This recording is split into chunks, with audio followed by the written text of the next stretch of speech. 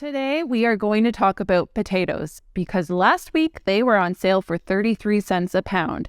If I had a pressure canner or a cold room or a root cellar, I would have bought way more than the 3 pounds that I walked away with, but I don't have any of those things. Instead, I'm going to be showing you how to make 3 old-fashioned and frugal potato-based recipes, as well as a vintage potato-based dessert that I have never made before prior to filming this video.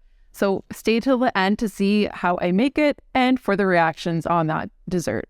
I'm going to start off by showing you how to make a classic soup, and that is Potage Parmentier, otherwise known as potato leek soup. This soup was named after a famous Frenchman by the name of Antoine Augustin Parmentier. He was the champion of the potato in France during a time when people thought the potatoes were poisonous or caused leprosy. In fact, it is said that French Parliament actually banned the production of potatoes prior to the work of Parmentier.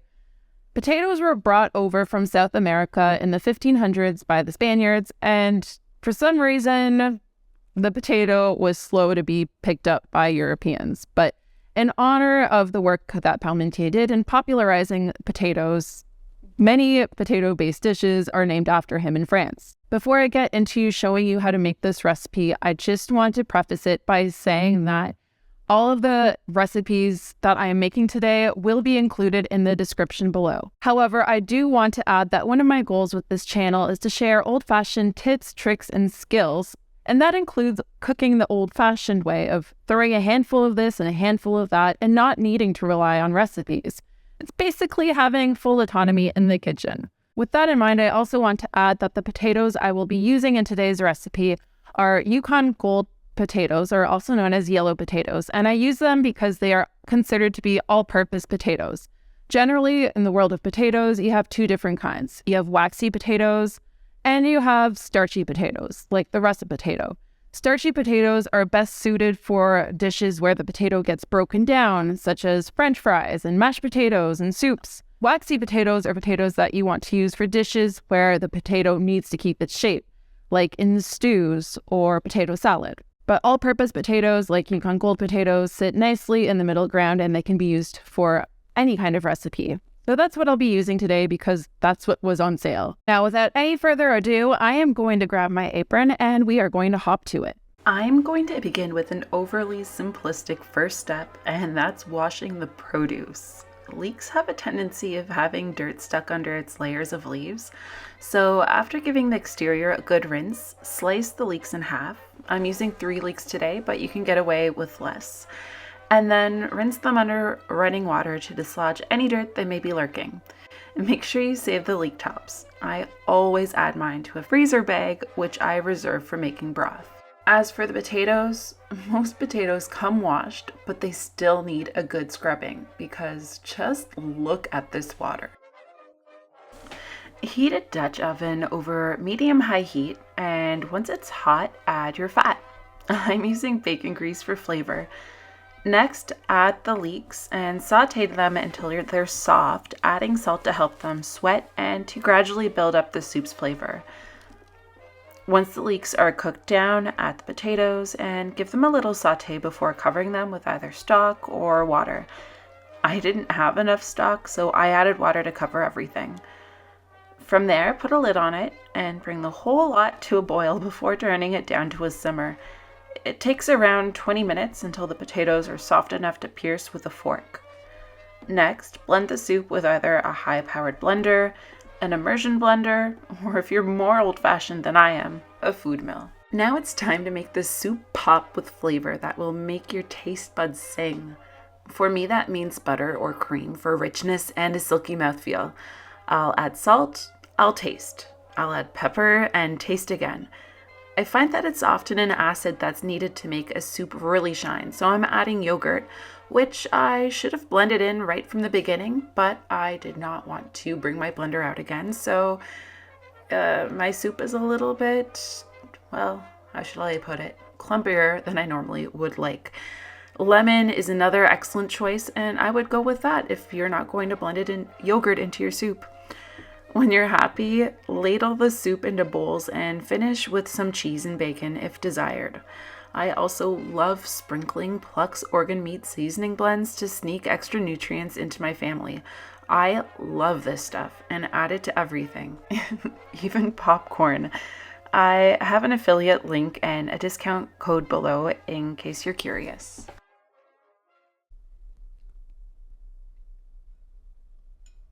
Oh, the soup is so good. Sorry. I just had to sneak a little bite in. This soup is one dish that my kids are massive fans of, and they will gobble the whole thing up. So it's a dish that I make quite often, and you don't even have to use leeks. Like, you can use regular onions if you don't have leeks on hand, because sometimes leeks can be quite pricey. For example, for this recipe, I paid $2 a leek, and I think that is absurd, but I really wanted to show you how to make this dish, and so I took the beating. The next recipe we are going to make is a childhood favorite. And what we are going to make are Kartoffelpfannkuchen.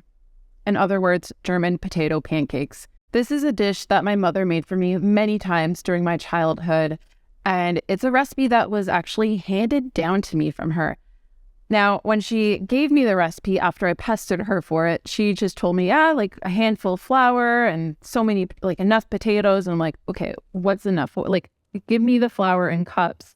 And I've made it enough times by now that I don't need the measurements. But in the beginning, when you're not too sure what the consistency of the potato mixture is supposed to be like, that's where the recipe comes in hand. I don't want to shame anybody for relying on recipes because everybody needs to start somewhere. That's how I started. I used to follow recipes to a T, and that wasn't always good because everybody has different taste buds. Some people like more salt, some people like less salt. So that's why the recipes are there for you. But if you feel like you need to adjust the taste because there's not enough salt, or you think an herb would do really well, or some other seasoning, please use it. Please make the recipe your own. This is a dish that used to take my great-grandmother all day to make without the aid of one of my favorite kitchen tools, the food processor. Process 2 or 3 pounds of potatoes to a pulp and transfer them to a mixing bowl.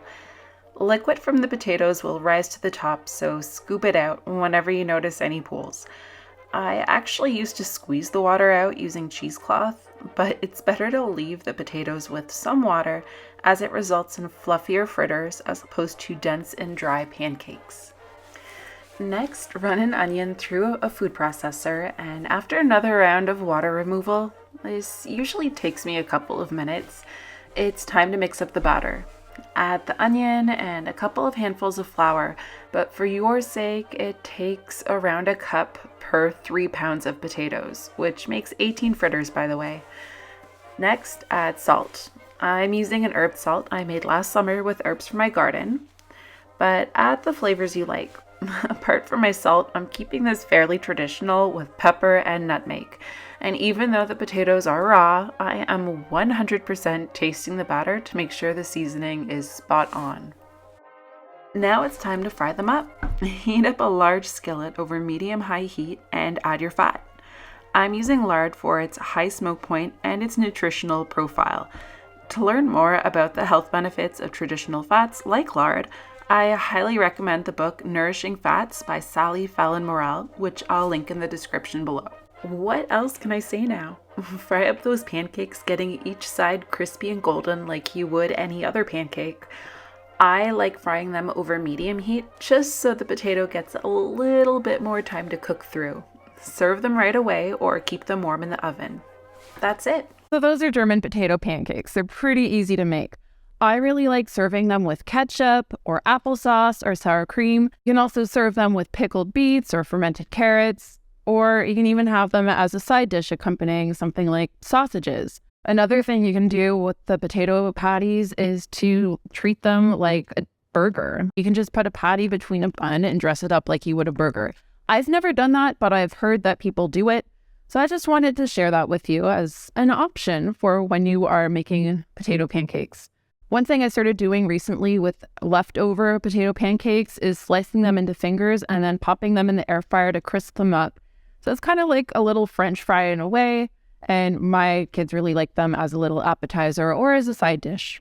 With the next recipe, I was hesitant to include this one, but it is a classic dish, and a lot of people buy it frozen. So I figured, hey, maybe you don't know how to make shepherd's pie, also known as cottage pie, or in France, it's known as hachis Parmentier. Surprise, surprise. In Quebec, we call it pâte chinoise, which is basically Chinese pie, but instead of corn, it's made with cream corn. I don't even make it with corn in my recipe today because I didn't have corn. I had peas, and that's what I used. And that's what I encourage you to do. If you have corn, you can use corn, you can use peas, you can use like that blend of frozen vegetables that are like peas, carrots, and corn. Like, use what you have on hand. If you have edamame, use edamame. If you have leftover beans from the summer, or just use what you have on hand when you're making this dish. Another thing that I would have done if I had it on hand is make a gravy when making this dish. I did not have any beef stock in my fridge, which is a pity. I had some last week and I just didn't think of saving any for the shepherd's pie. But I would have made a nice gravy on the side to mix into my beef mixture. But I didn't have that. And you know what? My shepherd's pie was still delicious. So that's one thing you can do to make this recipe your own, is to make a little gravy for your meat mixture. I will be making this recipe with beef, but you can use pork. If you're vegetarian, I do have a vegetarian version on my blog, so I'll link that below. And I just want to add, before I get into showing you how to make this recipe, if you have found this video entertaining or informative, or if you've just enjoyed watching it so far, please give it a quick thumbs up. Thank you so much. All right, so let's get into shepherd's pie. Begin by preheating the oven to 400 degrees Fahrenheit or 205 degrees Celsius. Meanwhile, put your potatoes on to boil, always starting them out in cold water. Unless you have any objections, salt the water so well that it's reminiscent of the sea. Put a lid on the pot and move on to the meat. Heat a large skillet. When it's hot, add your fat. Sauté a large onion, diced of course, and add your favorite herbs like thyme and rosemary. As for me, I'm using savory. Once the onions are soft, add the ground meat and break it up. For its big flavor, I'm liberally dashing in Worcestershire, and then getting 2 or 3 cloves of minced garlic in there. I'm adding some more of my herb salt to the meat, followed by a couple of handfuls of peas. Since I don't have what I need to make a good gravy, I'm getting my mixture a bit saucy by pouring in some of my homemade ketchup. Now for the taste test. When the taste is to your satisfaction, transfer the meat to an 8x8 baking dish. If you have something that's broiler friendly, even better. Oh darn, I'm just realizing now that I could have saved myself a dish and kept everything in the skillet. Moving on to the mashed potatoes. I recently fell in love with the potato ricer that had been patiently waiting for me to notice its good virtues. It makes for a perfectly lump-free mash. I'll finish these potatoes off with butter and then more butter, which I mix in with my handheld mixer, which makes a quick job of it. A taste test reveals that I need more salt and some nutmeg. I usually add milk to my mashed potatoes, but I think I forgot it, and after adding a couple of yolks for richness, I really didn't need it. Just look at how silky smooth these mashed potatoes are. It took some willpower not to sequester myself in a room with the pot. Instead, I slathered them on top of the meat, sprinkled the shepherd's pie with paprika, and popped it in the oven for only 15 minutes because it was already mostly hot. A quick broil would have been in order, but my dish probably would have shattered, and that would have been catastrophic indeed.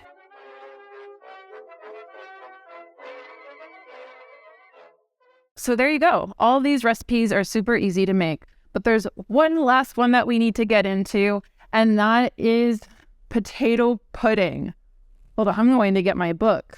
Where did I put my book? So this is a recipe I found in Beaton's book of household management, which I will link in the description below.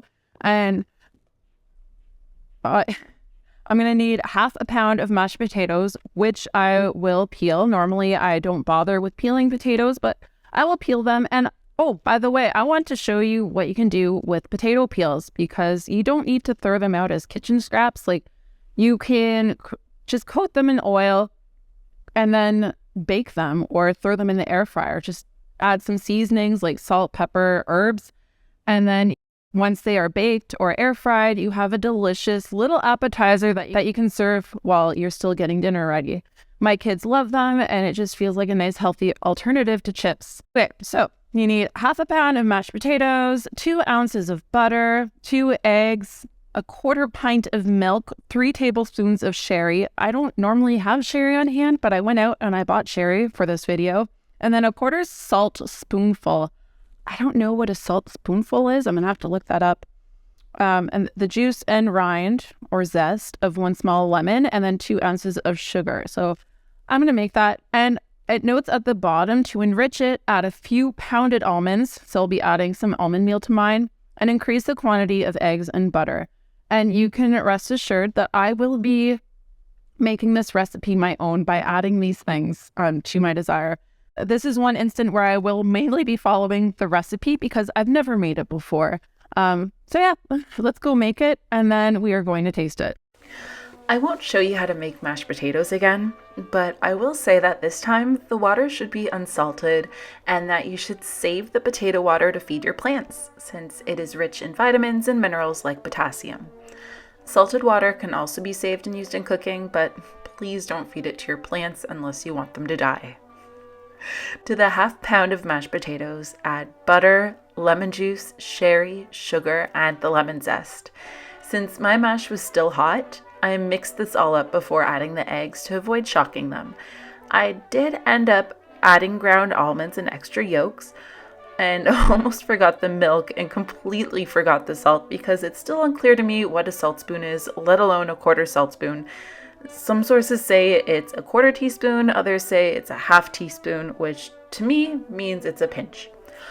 I poured this into a buttered pie dish, and since the recipe didn't indicate how hot the oven should be, it is a recipe from the late 1850s after all, I set my oven for 375 degrees Fahrenheit or 190 degrees Celsius. Half an hour later, it had set, so out it came. And now it's time to taste this thing, which, as I later discovered, should have been sliced rather than unceremoniously scooped. All right, so I have a brave volunteer. This is my husband, and he's gonna try the potato pudding with me. I served some to my 4-year-old earlier when it was warm, and he liked it. I wasn't a fan of it when it was warm, but we're gonna try it while it's cold. No, you weren't a fan of it. Well, I mean, maybe I should have done without You're really selling it, honey. I'm thinking maybe I should have done without the ground almonds. So I wasn't supposed to put them, well, they suggested that I pound some almonds to put them in. So that's what I did. They said to enrich the pudding, to either add more butter, more yolk, or more eggs, or powdered almonds. And I like almonds, so I put almonds in. And anyhow, taste it. I'm going to taste it. All right.